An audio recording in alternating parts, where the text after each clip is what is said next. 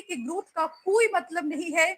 हम इस बात को जानने के लिए उत्सुक हैं वित्त मंत्री किस तरह के स्कीम्स लाती हैं जिससे युवाओं को नौकरियां मिलेगी। तो खास करके जो बेरोजगार युवा है उनकी भी निगाहें इस बजट पर टिकी हुई है कि एमएसएमई को कैसे बूस्ट किया जाए, कैसे रोजगार का सृजन किया जाए, जो छोटे छोटे जो छोटे छोटे सेक्टर्स हैं उसको कैसे बूस्ट किया जाए।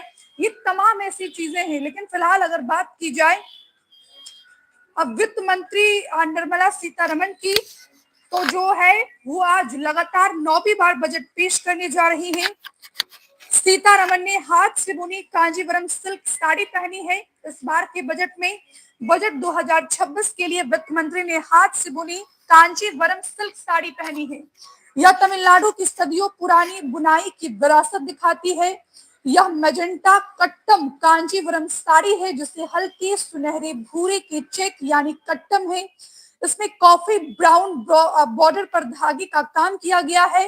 वित्त मंत्री खुद तमिल है इसलिए उन्होंने अपने गृह राज्य की साड़ी पहनी। और सबसे बड़ी बात यह है कि इसी साल तमिलनाडु में विधानसभा का चुनाव भी होना है। जिस साड़ी का जिक्र हम कर रहे थे वो तस्वीरें भी हम आपको दिखा रहे हैं। तो ऐसे में तमिलनाडु की जनता को भी एक अलग मैसेज देने की कोशिश की गई है वित्त मंत्री निर्मला सीतारमण के द्वारा। और खुद वित्त मंत्री जो है तमिल से ही है और खुद वित्त मंत्री अगर बजट की अगर बात करते हैं तो इस बार के बजट में क्या कुछ खास रहने वाला है वो भी हम आपको जो है तस्वीर दिखा रहे हैं। निर्मला सीतारमण ने 2020 में सबसे लंबा भाषण दिया था 2 घंटे 42 मिनट का। और हीरू भाई एम पटेल ने 1977 में सबसे छोटा भाषण दिया था। यह सिर्फ 800 शब्द का भाषण था जो 10 मिनट से भी कम समय में खत्म हो गया था।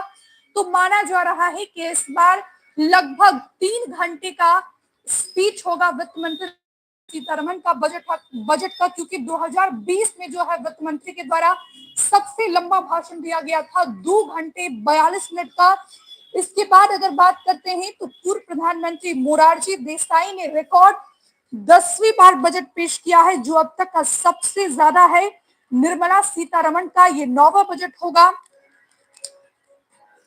तस्वीरें हम आपको लगातार टीवी स्क्रीन पर दिखा रहे हैं। और इसी बीच सेंसेक्स में निचले स्तर से 400 अंक की रिकवरी हुई है। निफ्टी में भी 50 अंक की तेजी देखी गई है। और बीईएल पावर ग्रिड के शेयर भी 2% तक चढ़ गए हैं। महज 1 मिनट बाद जो है वित्त मंत्री सीतारमण इस देश की संसद में बजट पेश करने जा रही हैं। और इस बजट से सोना चांदी सस्ते हो सकते हैं। ड्यूटी घटकर 4% होने की संभावना जताई जा रही है। 2025 की अगर बात की जाए पिछले साल की, तो 2025 में चांदी 167% तक बढ़ा और सोने में भी 75% तक रेट में बढ़ोतरी देखी गई। आर्थिक सर्वे में मुफ्त की रेवड़ियों पर चेतावनी जारी की गई है। स्कूल अस्पताल का बजट घटा है। जंक फूड विज्ञापनों पर 6 बजे से लेकर 11 बजे रात तक रोक का सुझाव दिया गया है। और इस बजट से उम्मीद है कि 300 नई ट्रेनों की घोषणा की जाएगी। इस बार की बजट में 13 लाख तक की कमाई टैक्स फ्री हो सकती है। बजट 2026 की में नॉर्थ ब्लॉक में हलवा सेरेमनी हुई। सीतारमण ने अधिकारियों का मुंह मीठा करवाया। और आज जो है वित्त मंत्री के द्वारा नमस्कार दोस्तों, जल्दी से जल्दी जुड़ जाएं। अभी निर्मला सीतारमण वित्त मंत्री जो है हमारा देश का 9वां बजट पेश करने वाली हैं। दोस्तों चैनल को लाइक करें, फॉलो भी करें और वीडियो को भी देखते रहें। नए बजट में क्या क्या निर्मला सीतारमण जी जो वित्त मंत्री हैं हमारे देश की, अभी थोड़ी ही देर में यूनियन बजट पेश करने वाली हैं। पेश करने जा रही है इस वक्त ओम बिरला। और यहाँ से हम आपको सीधे संसद लिए चल रहे हैं। वित्त मंत्री निर्मला सीतारमण बजट पेश करने की तैयारी कर रही हैं। लोकसभा स्पीकर ओम बिरला से इस समय जो है और उनकी वित्त मंत्री की भाषण शुरू हो गई है। प्लीज दोस्तों चैनल को लाइक भी करते रहें और ज्यादा से ज्यादा जुड़ते जाएं। 2026 to 2031, Volume 1, Main Report of the 16th Finance Commission. 2, Report for 2026-2031, Volume 2. संसद में निर्मला सीतारमण जी पहुंच चुकी हैं। कार्रवाई शुरू होने वाली है, बस थोड़ा सा टाइम रह गया है। 11 तो बज चुके हैं। आज 1 फरवरी 2026 है। आइटम नंबर 2, माननीय वित्त मंत्री निर्मला सीतारमण जी। ये लीजिए, हमारा जो यूनियन बजट है वित्त मंत्री सीतारमण पेश करना शुरू कर दिया है। On the sacred occasion of वित्त मंत्री 9वीं बार बजट पेश कर रही हैं। देश की पहली वित्त मंत्री हैं जो 9वीं बार बजट पेश कर रही है। पहले कोई भी ऐसी महिला वित्त मंत्री नहीं रही है जिसने इतनी बार बजट पेश किया है। This is the result of conscious choices we have made, even in times of uncertainty and disruption. Our government, led by Honorable Prime Minister Modi, has decisively and consistently chosen action over ambivalence, reform over rhetoric, and people over populism. We have pursued far-reaching structural reforms, fiscal prudence and monetary stability, whilst maintaining a strong thrust on public investment. Keeping Atmanirbharta as a lodestar, we have built domestic manufacturing capacity, energy security, and reduced critical import dependencies.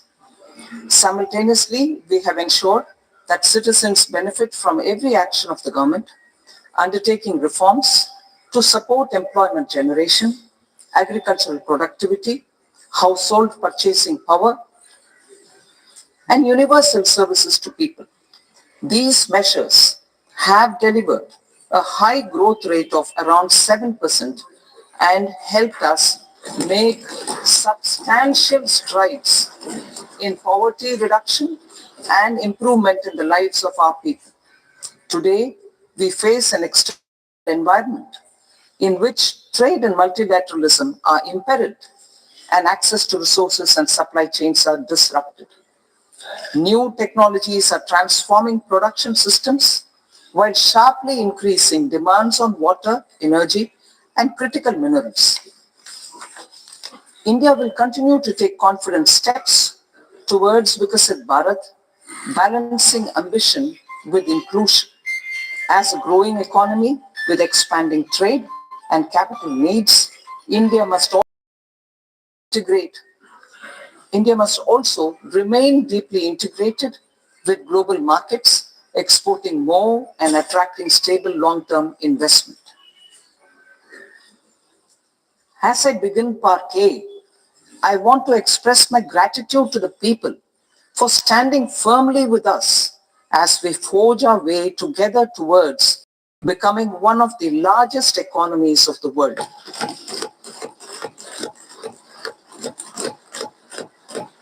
Our aim is to transform aspiration into achievement and potential into performance as we ensure that the dividends of growth reach every farmer, the scheduled caste, the scheduled tribes, the nomads, the youth, the poor, and the women. In Viksit Bharat Young Leaders Dialogue 2026, several innovative ideas were shared with our Prime Minister, which have inspired many of the proposals, making this a unique Yuva Shakti-driven budget. Our government's sankalp is to focus on our poor, underprivileged, and the disadvantaged. To deliver on this sankalp, and given that this is the first budget prepared in Kartavya Bhavan, we are inspired by three Kartavya. Our first Kartavya is to accelerate and sustain economic growth by enhancing productivity and competitiveness. and building resilience to volatile global dynamics. Our second kartavya is to fulfill aspirations of our people and build their capacity, making them strong partners in India's path to prosperity.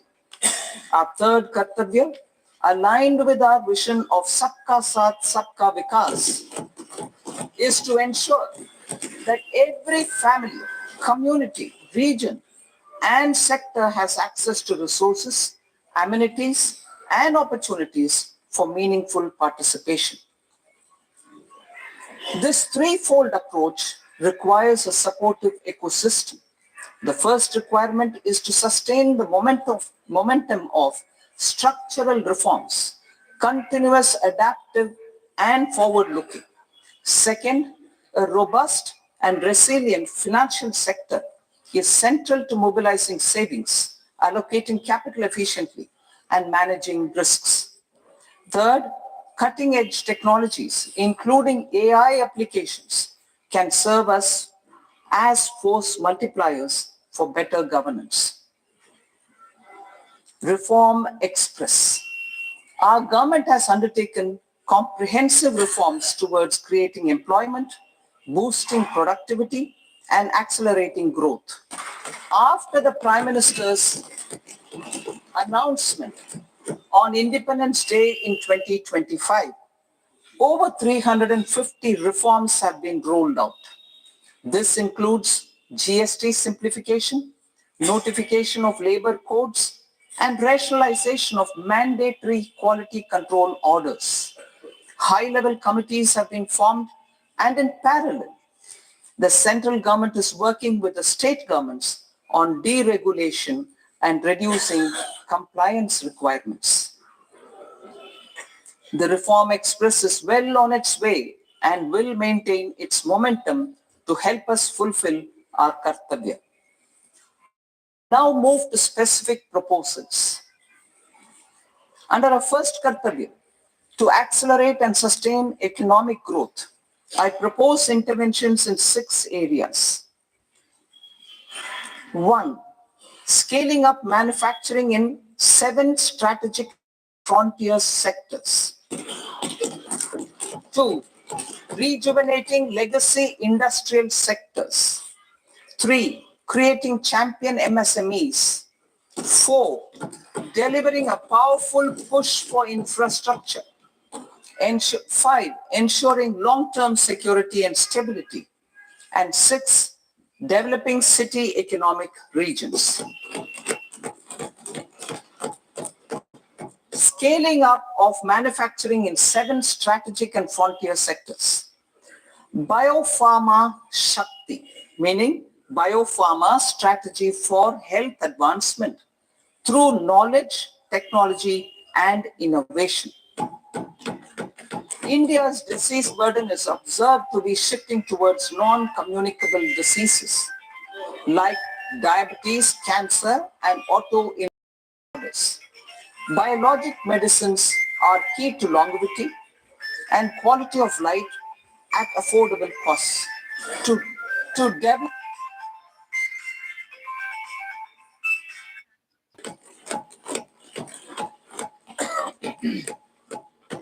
I propose the Biopharma Shakti with an outlay of 10,000 crores over the next 5 years. Please दोस्तों जल्दी से जल्दी live channel से जुड़ जाएं और like जरूर कर दें.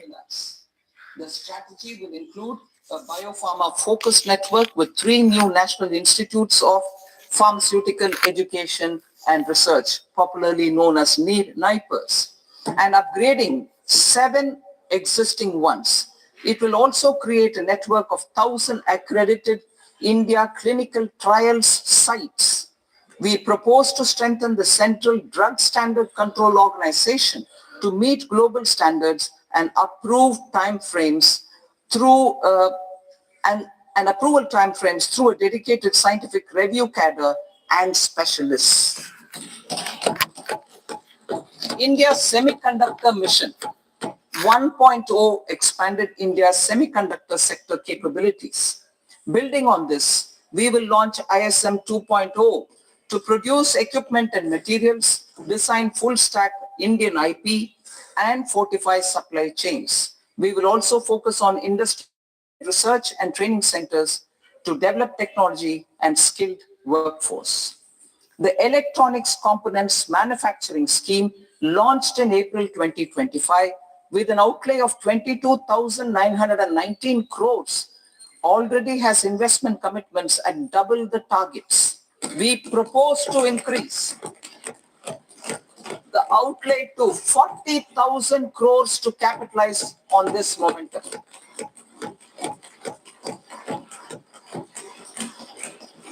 A scheme for rare earth permanent magnets was launched in 2025 November.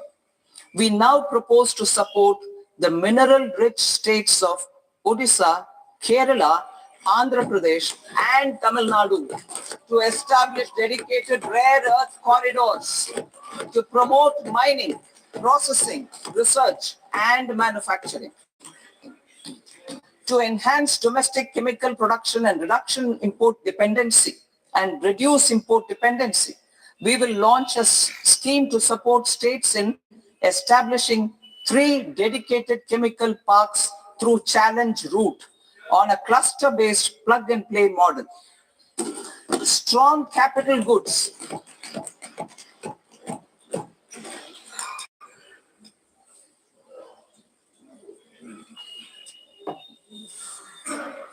Strong capital goods capability is a determinant of productivity and quality across different sectors. Towards building this capacity, I propose the following. High-tech tool rooms will be established by central public sector enterprises at 2 locations as digitally enabled automated service bureaus that locally design, test, and manufacture high-precision components at scale and at lower cost. 2. A scheme for enhancement of construction and infrastructure equipments will be introduced to strengthen domestic manufacturing of high value and technologically advanced CIE. This can range from lifts in a multi-storied apartment or firefighting equipment in multiplexes, large or small, and to tunnel boring equipments for building metros and high-altitude roads. I also propose a scheme for container manufacturing to create a globally competitive container manufacturing ecosystem with a budgetary allocation of 10,000 crores over a 5-year period. For the labor-intensive textile sector, I propose an integrated program with 5 subparts. 1. The National Fiber Scheme for Self-Reliance in Natural Fibers, such as silk, wool, and jute, man-made fibers, and new age fibers. Textile expansion and employment scheme to modernize traditional clusters with capital support for machinery, technology upgradation, and common testing and certification centers. 3. The National Handloom and Handicraft Program to integrate and strengthen existing schemes and ensure targeted support for weavers and artisans. Tex Eco Initiative to promote globally competitive and sustainable textiles and apparels. Samarth 2.0 to modernize the upgrade the textiles ecosystem through collaboration with industry and academic institutions. Further, I propose to set up mega textile parks in challenge mode. They can also focus on bringing value addition to technical textiles. I propose to launch the Mahatma Gandhi Gram Swaraj initiative to strengthen khadi, handloom, and handicrafts. This will help in global market linkage and branding. It will streamline and support training, skilling, quality of process, and production. This will benefit our weavers, Village Industries, One District, One Product, ODOP initiative, and also our rural youth. India has the potential to emerge as a global hub for high quality, affordable sports goods. I propose a dedicated initiative for sports goods that will promote manufacturing, research, and innovation in equipment design as well as material sciences. Rejuvenation of legacy industrial clusters. I propose to introduce a scheme to revive 200 legacy industrial clusters to improve their cost competitiveness and efficiency through infrastructure and technology upgradation. Creating champion SMEs and supporting micro enterprises. Recognizing MSMEs as a vital engine of growth, I propose a three-pronged approach to help them grow as champions. Equity support. I propose to introduce a dedicated 10,000 crores SME growth fund to create future champions, incentivizing enterprises based on set criteria. I also propose to top up the Self-Reliant India Fund set up in 2021 with 2,000 crores to continue support to micro enterprises and maintain their access to risk capital. Liquidity support. With TREDS, more than 7 lakh crore has been made available to MSMEs. To leverage its full potential, I propose 4 measures. 1. Mandate TREDS as the transaction settlement platform for all purchases from MSMEs by CPSEs, serving as a benchmark for other corporates. 2. Introduce a credit guarantee support mechanism through CGTMSE for invoice discounting on TREDS platform. 3. Link GEM with TREDS for sharing information with financiers about government purchases from MSMEs, encouraging cheaper and quicker financing. 4. Introduce TREDS receivables as asset-backed securities, helping develop a secondary market, enhancing liquidity and settlement of transactions. Professional support. Government will facilitate professional institutions such as the ICAI, ICSI, ICMAI to design short-term modular courses and practical tools to develop a cadre of corporate mitras, especially in Tier 2 and Tier 3 towns. These accredited para-professionals will help MSMEs meet compliance requirements at affordable costs. Infrastructure. During this past decade, our government has undertaken several initiatives for large-scale enhancement of public infrastructure, including through new financing instruments such as Infrastructure Investment Trust in WITS and Real Estate Investment Trust REITs, and institutions like NIIF and NABFID. We shall continue to focus on developing infrastructure